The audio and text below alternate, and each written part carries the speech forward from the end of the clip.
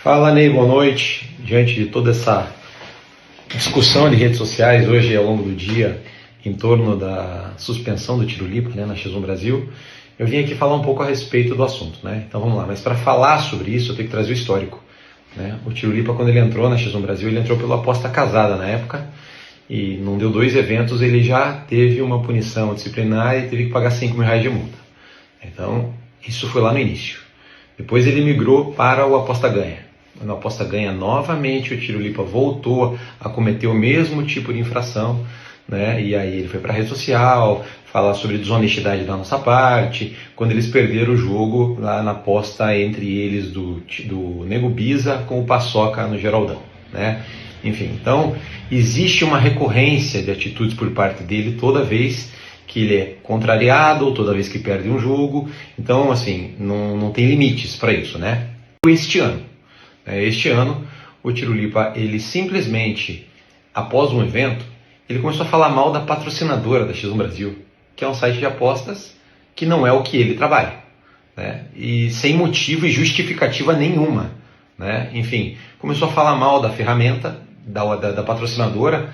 A gente falou, olha, só tem uma empresa no Brasil que paga a conta para todo mundo jogar X1, E é a patrocinadora da X1 Brasil. Vocês pagam os seus atletas, vocês pagam as suas apostas, que é o interesse de vocês, mas quem paga a conta do evento para acontecer todo mês é a patrocinadora, precisa ser respeitada.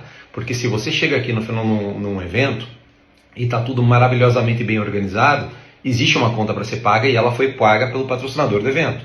Então você tem que respeitar, as marcas que estão investindo para a modalidade poder acontecer e muita gente poder trabalhar, inclusive eles.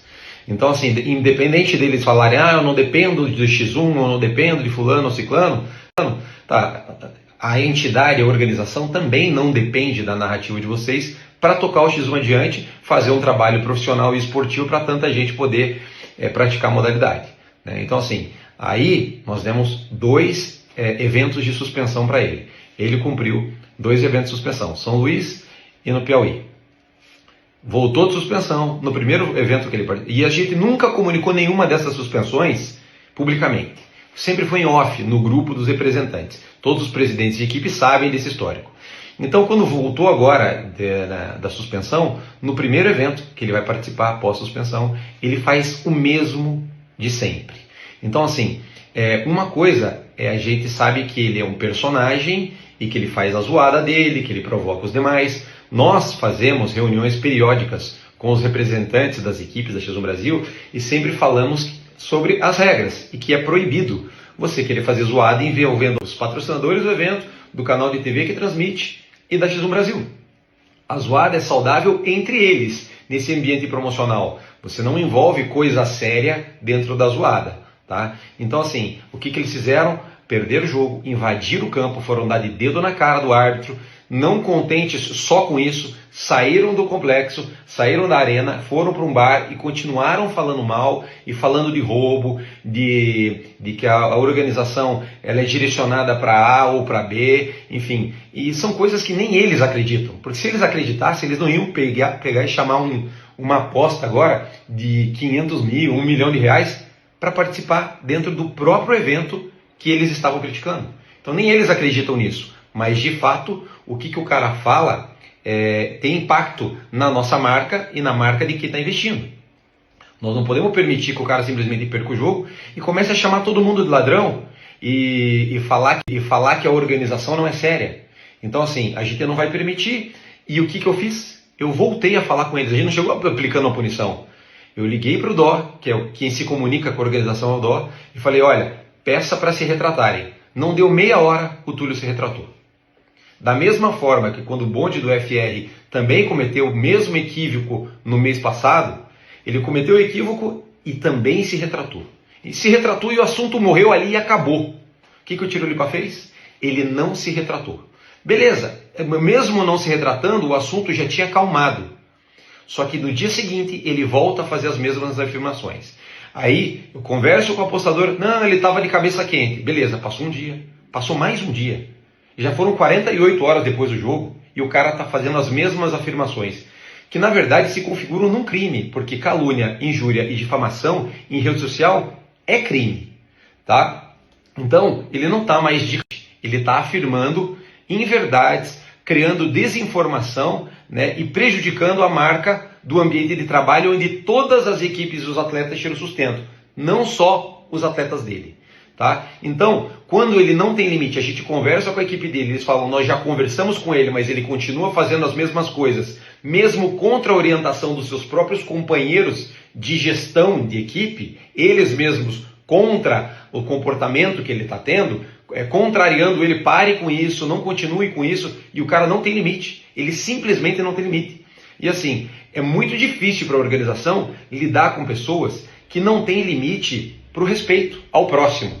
Você não pode confundir zoada com um assunto tão grave e tão sério quanto esse, de ficar afirmando e reafirmando dia após dia que as pessoas são ladrões, que não são sérios, que isso não é uma organização séria, e mesmo assim faz tanta questão de fazer assim. A gente fez isso durante a manhã. Você imagina que ele ao longo do dia refletiu e se retratou e pediu desculpa pelo crime que ele cometeu, porque isso é crime. Ele não se retratou. Ele simplesmente continuou impulsionando o mesmo discurso de vítima e gravou mais meia dúzia de vídeos fazendo collab com um monte de gente para poder espalhar a desinformação e um vitimismo mudando de assunto. Olha, eu não posso falar mais nada. Você pode falar, você só não pode fazer difamação, injúria e calúnia, que é crime. Mas você pode dar a tua opinião. Mas a tua opinião ela não pode ultrapassar os limites da lei. E nem desrespeitar as outras pessoas que já te orientaram, que não estão felizes com essa tua zoada. Então assim, hoje, final do dia, 11h30 da noite, a gente está aqui trabalhando na X1 Brasil até agora. Passado um evento, a gente está 1 dia, 2 dias depois, trabalhando até essa hora para poder entregar a melhor experiência e o melhor evento possível para a comunidade X1. E aí esses caras simplesmente acham que eles não precisam respeitar ninguém e fica por isso. Por quê? Porque depois eles vão para a internet, reúnem seus amigos, que tem lá milhares de seguidores, se joga contra a organização e fica por isso. Nós não caímos nessa pressão. Tanto que a gente reafirmou a punição para ele. E sinceramente, eu, pessoalmente, estou esperando que ele, pelo menos, ouça os seus companheiros de equipe e se retrate. Porque essa confusão que ele iniciou está começando a refletir em outras coisas. Aí o Daniel fala de um lado, o Ney Silva do outro, aí a tropa do DG do outro, e aí começam a ter um tiroteio na modalidade que não é para ter, porque era um momento para estar todo mundo comemorando o sucesso do evento na Bahia. Grandes jogos, um lindo evento, o público adorou, foi a melhor audiência do ano, somando o que a gente teve no YouTube com o que você teve. Né? Então, era um momento de celebrar, não um momento de discórdia. E o cara está 3 dias alimentando a discórdia e atacando as pessoas. Para tudo tem limite.